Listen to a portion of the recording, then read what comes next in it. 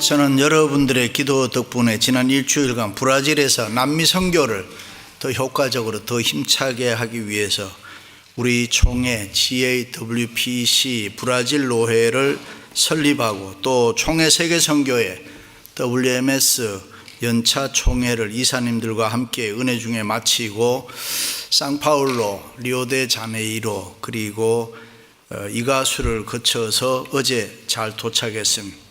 특별히 유명한 배우 안젤리나 졸리가 인권과 환경보호를 위해 상을 받으러 브라질을 가는데 갈 때 올 때 같은 비행기 타고 왔습니다. 중요한 것은 함께 간 우리 권사님들의 눈부신 활약으로 함께 사진도 찍었습니다. 할렐루야.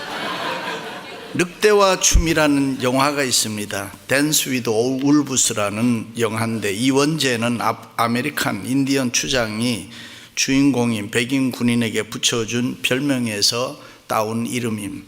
영화의 마지막 부분에 가면은 노을이 붉게 물던 저녁 총으로 무장한 군인들이 아메리칸 인디언 부락을 쳐들어왔습니다. 아메리칸 인디언들은 오랫동안 살던 거처를 버리고 멀리 산속으로 슬프게 피란의 길을 떠납니다. 그들이 가지고 있는 활과 창으로는 백인 군인들이 가지고 있는 총과 대포를 대항할 수 없는 노릇이고 수적으로도 적어서 하는 수 없이 산속으로 도망을 갑니다. 그런데 평소에 추장과 절친하게 지내오던 백인 군인 한 사람이 있었습니다. 헤어지는 장면에서 인디언 추장이 그에게 한마디 합니다. 세상을 살아가는 데는 여러 가지 방법이 있습니다. 그 중에 가장 좋은 방법은 사람답게 사는 것입니다. 배웠다고 하는 문명인 백인을 향한 미개인의 뜻깊은 충고입니다. 그렇습니다. 세상을 살아가는 데는 여러 가지 방법이 있습니다. 가장 좋은 방법은 사람답게 살아가는 것입니다. 예수를 믿는 그리스도인이라면 성도답게 살아가는 것이겠지요. 그러므로 우리는 하나님의 자녀답게 사는 자세가 중요합니다. 우리의 마음가짐이 중요합니다. 세상을 살아갈 때에 감사하느냐, 기쁘게 사느냐, 행복하게 살아가느냐 아니면은 그렇지 않느냐, 우리 마음에 달려 있습니다. 그것은 소유의 문제가 아닌 것입니다. 깨달음의 문제인 것입니다. 우리 마음이 어떤 상태에 있느냐 하는 것입니다. 사람이 살아가는데 항상 좋은 일만 있는 것이 아닙니다. 때로는 원치 않는 일도 많습니다. 남모르는 아픔, 고통, 고난, 여러 가지 시련을 겪으면서 낙심하며 좌절하며 살아갈 때도 있습니다. 그러므로 인간은 그 누구도 이 고난을 피해서 살아갈 수가 없습니다. 그렇다고 누가 대신해서 나의 고난을 대신 살아줄 사람도 없습니다. 그러나 고난은 분명히 힘든 것이지만은 우리가 고난의 아픔을 잘 이겨내면은 하나님의 놀라운 은혜와 복을 받을 줄로 믿습니다. 그래서 어떤 설교가는 고난을 일컬어서 변장하고 찾아오는 하나님의 축복이라고 했습니다. 왜 그렇습니까? 사람은 고난을 받을 때에 많은 생각을 합니다. 고난을 받으면 우리의 마음이 욕심이 없어지고 깨끗해집니다. 주님의 음성, 영음도 들을 수가 있습니다. 대낮에는 개가 짖는 소리가 잘 들리지 않지만 한밤중 캄캄할 때에는 개 짖는 소리가 아주 잘 들을 수 있습니다. 우리의 눈동자도 검은 눈동자, 흰 눈동자로 구성되어 있습니다. 그런데 사문을 바라보고 식별하는 것은 검은 눈동자이지 흰 눈동자가 아닙니다. 왜 그럴까? 생물학자에 따르면 과학적으로 답을 얻을 수 있겠습니다만은 유대인의 탈무드에서는 너의 현실이 눈동자같이 캄캄하다 할지라도 낙심하지 말아라. 오히려 그 어둠을 통해서 밝은 미래를 바라볼 수 있느니라. 세상을 바라보는 것은 검은 눈동자라는 것입니다. 그렇습니다. 인생을 살아가노라면 남녀노소 빈부 귀천을 막론하고 고난이 있기 마련입니다. 개인적도 그렇고 가정적으로도 그렇고 직장과 사업, 인생이 머무는 곳에는 언제든지 고난이 있을 수 있습니다. 육체적 고난도 있을 수 있고 정신적 고난도 있을 수 있고 경제적 고난도 있을 수 있습니다. 예수님께서도 이 땅에 오실 때에 고난을 많이 당했습니다. 어린 시절 목수로 공생의 기간에는 십자가에서 육체적 정신적으로 많은 고통과 고난을 당하셨습니다. 그러나 그 고난과 고통을 다 이겨내시고 마지막에는 결국에 승리하셨습니다. 죽음의 권세까지 깨뜨리시고 부활하심으로 영광을 얻었던 것입니다. 그리고 이렇게 말씀합니다. 세상에서는 너희가 환난을 당하나 담대하라. 내가 세상을 이기었노라. 할렐루야. 성경은 우리가 사람답게 살아가기 위해서는 자신이 먼저 죄인임을 알고 하나님을 믿으며 구원받은 하나님의 자녀로 늘 감사하면서 살아가야 한다고 했습니다. 우리가 믿는 하나님은 세상을 창조하시고 섭리하시고 다스리시고 이 세상 모든 것의 주인인 줄로 믿습니다. 할렐루야. 그러므로 지금 내가 가지고 있는 것이라고 해도 모두가 다 내 것이 아닙니다. 우리는 그것을 잠시 맡아서 관리하는 매니저먼트, 이 매니저 청직이라고 했습니다. 그래서 사람은 누구나 태어날 때 빈손으로 와서 또 죽을 때도 빈손으로 돌아가야 합니다. 어떤 장로님은 돈을 너무 좋아해서 주거 관속에다가 많은 금액의 수표를 적어서 넣어 주었다고 하더라고요. 쓸 수 있을까요? 그렇습니다. 우리는 주어진 인생을 내 마음대로 살아서도 안 되는 것이고 후회하는 인생을 살아서도 안 되는 것입니다. 특별히 우리 그리스도인들은 하나님 앞에서 기쁨이 되고 칭찬받는 삶을 살아야 할 줄로 믿습니다. 추워라도 부끄러운 삶으로 책망받지 말아야 합니다. 그 어떤 환경 가운데 있어도 범사에 감사하는 삶을 살아야 합니다.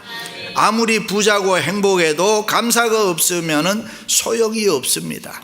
아무리 기적 같은 사건이 있고 아무리 큰 은혜를 받아도 우리의 삶에 감사가 없으면 의미가 없습니다. 믿습니까? 미국 최고의 재벌 락펠러가 이런 말을 했습니다. 내가 분명히 말할 수 있는 것은 사람의 소유가 넉넉하다고 감사하는 것이 아니라 내가 클리블랜드에서 처음 직장 생활을 할 때에 한 번 산불을 한꺼번에 받았는데 너무나 좋고 기해서 화장실로 막 달려가서 남몰래 세어보고 좋아했다. 천하를 얻은 듯이 가슴 뿌듯하게 웃으며 감사했다. 지금도 그때 그 순간의 행복과 감사를 도로 찾을 수 있다면 나는 지금의 많은 재산을 내놓을 수 있다라고 했습니다. 안수장 권사님의 어머니 고안이나 권사님이 저희 교회를 위해서 헌금을 100만 불 하시고 난 그날 밤에 그렇게 기분 좋게 잘 주무셨다고 하더라고요. 그렇게 감사할 수가 없었다고 해요. 미국의 인민와 잘 살고 있는 여러분들은 어떻습니까? 옛날에 선풍기 하나 있을 때 행복했습니다. 트랜지스터 라디오, 고장난 라디오 하나 있어도 그렇게 행복할 때가 있었습니다. 그런데 우리가 미국 와서 너무 잘 삶으로 필요 이상의 부를 누릴 때에 감사를 잊어버리지는 않았지 않았습니까? 그렇습니다. 감사하면서 살아가는 사람은 순간순간이 축제입니다. 순간순간이 하나님의 사랑, 하나님의 은혜, 하나님의 축복 앞에 늘 감사하는 것입니다. 할렐루야.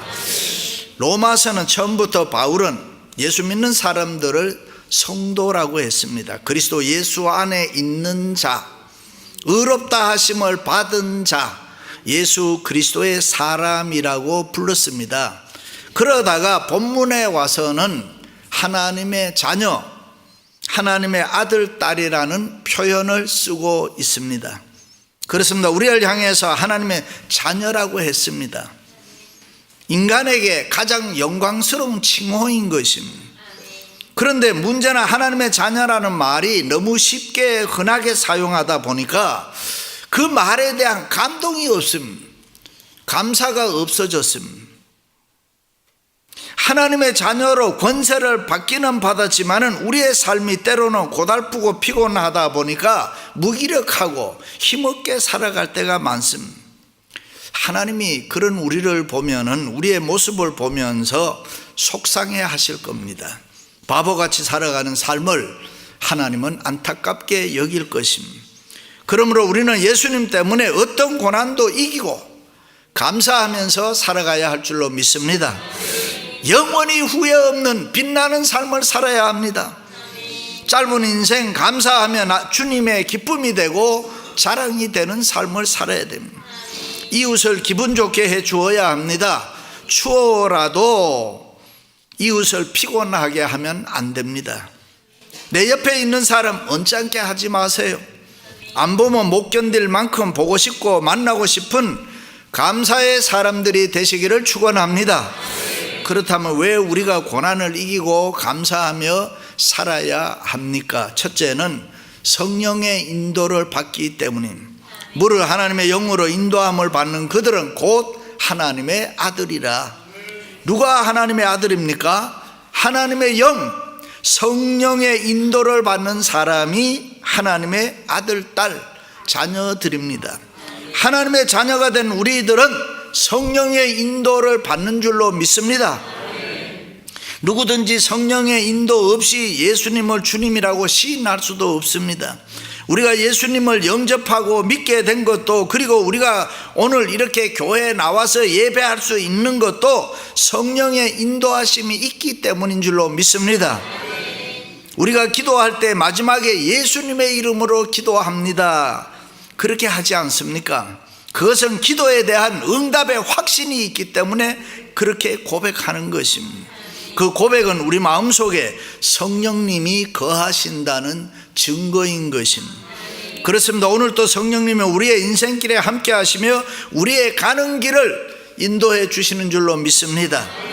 혹시 너 낳은 어미는 너를 잊을지라도 나는 너를 잊지 않겠다. 믿으시면 아멘. 우리가 천국 가는 그날까지 성령님은 우리를 잊어버리지 않으시고 강하게 붙드시고 인도해 주실 줄로 믿습니다. 그렇습니다. 우리는 하나님께서 택하시고 예수님께서 십자가에 피 흘려서 사신 하나님의 자녀들인데 왜 성령님께서 잊으시겠습니까? 성령님은 어떤 일이 있어도 포기하지 않습니다. 어떤 일이 있어도 원수마귀 사탄에게 빼앗기지 않습니다.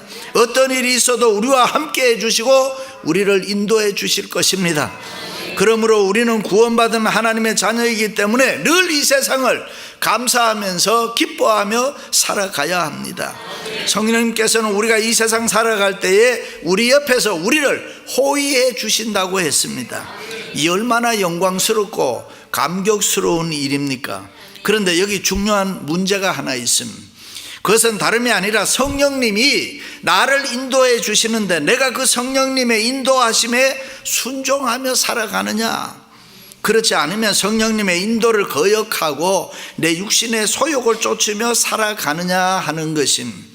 사도 바울은 이 문제 때문에 많이 고민하고 갈등했습니다. 우리의 영은 하나님의 뜻을 쫓으려고 하는데 육은 세상을 쫓으려고 했습니다. 그러므로 우리가 성령님의 인도하심을 따르지 아니하고 우리의 육신의 소욕을 따라서 소욕대로 살아가면은 우리 안에서 성령님이 근심하십니다. 탄식하신다고 했습니다. 때로는 우리가 계속 육을 쫓아 살아가면 하나님께서는 아버지가 자식을 징계하는 것처럼 이 징계의 채찍을 드시는 것입니다. 마침내 때려서라도 바른 길을 가도록 만들어 주신다고 했습니다. 그러므로 우리는 성령님의 인도하심에 민감해야 합니다. 우리 안에 내주하시는 성령님의 소리를 들으면서 인격적 교통을 나누어야 될 줄로 믿습니다. 할렐루야. 두 번째는 양자의 영이 있기 때문입니다. 너희는 다시 무서워하는 종의 영을 받지 아니하고 양자의 영을 받았으므로 아바 아버지라고 부르짖느니라.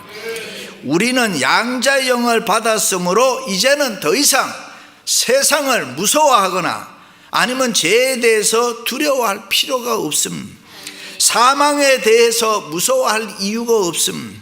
이제는 예수 그리스도 안에 있는 생명의 성령의 법이 죄와 사망의 법에서 너를 해방하였습니다. 할렐루야. 그러므로 이 세상 그 누구도 우리를 정죄할 수가 없습니다. 믿습니까?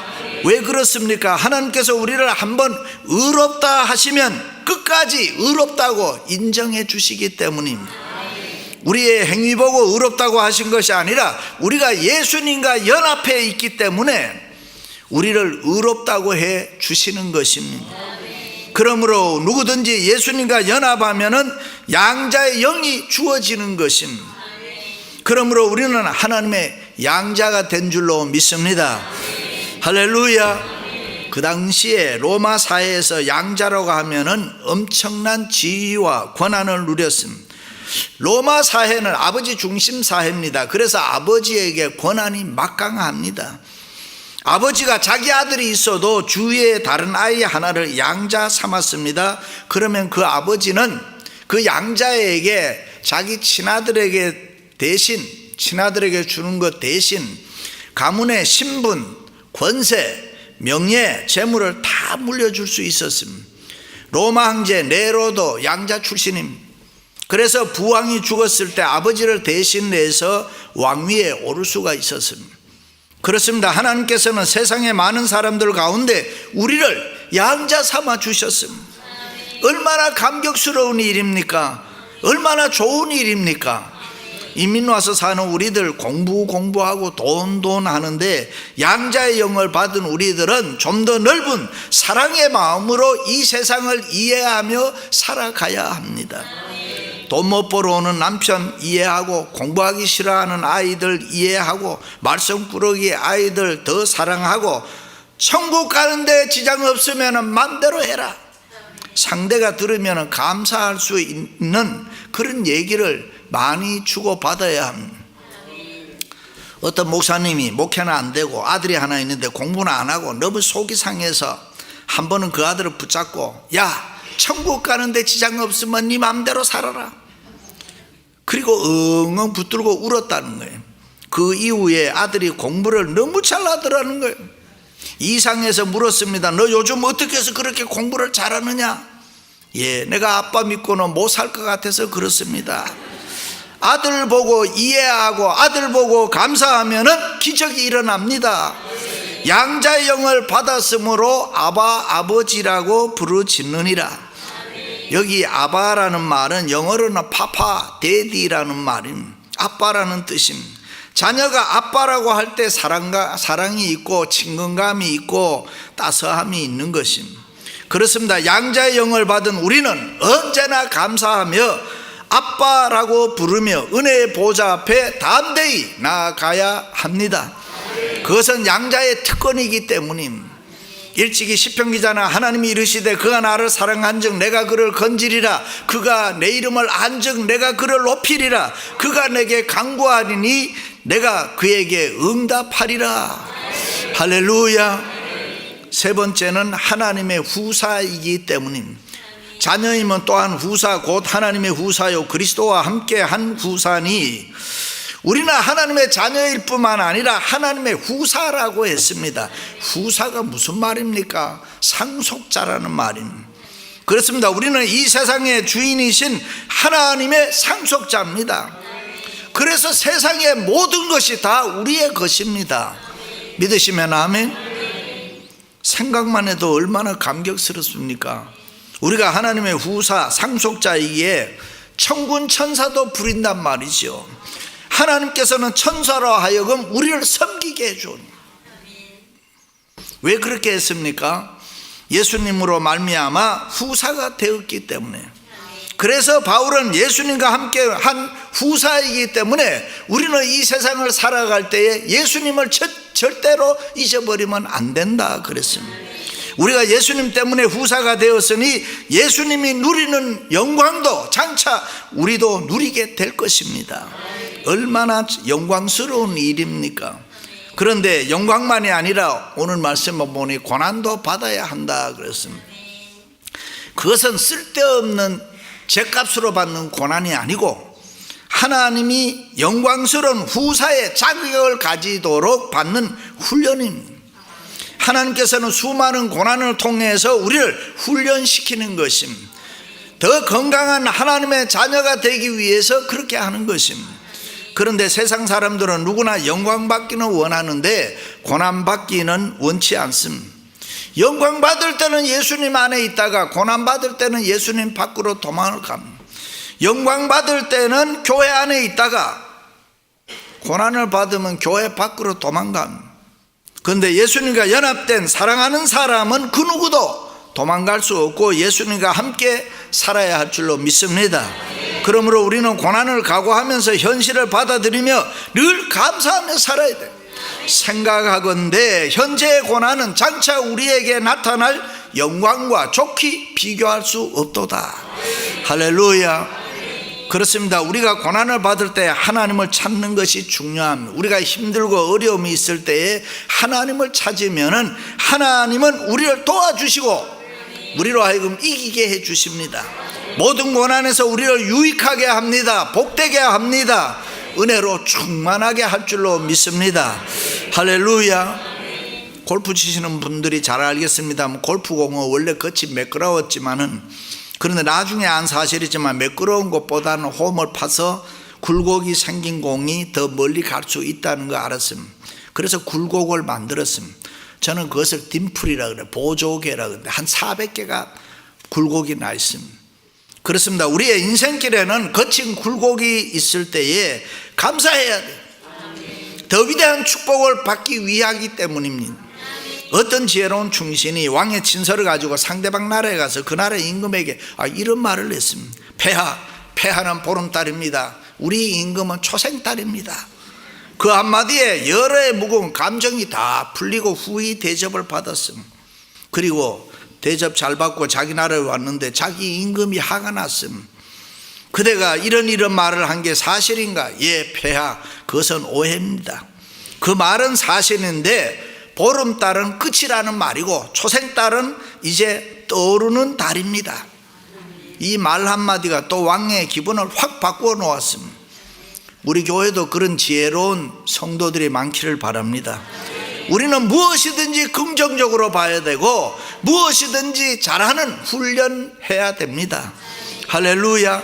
일찍이 바울은 유대인에게나 헬라인에게나 하나님의 교회나 거치는 자가 되지 말고 나와 같이 모든 일에 모든 사람을 기쁘게 하여 자기 유익을 구하지 아니하고 많은 사람의 유익을 구하여 그들로 하여금 구원을 받게 하라. 할렐루야. 그렇습니다. 고난은 순간적이고 영광은 영원한 것입니다. 그러므로 이 땅에서 환난을 당하고 고난을 당할 때에 우리는 기뻐하고 감사할 수 있어야 됩니다.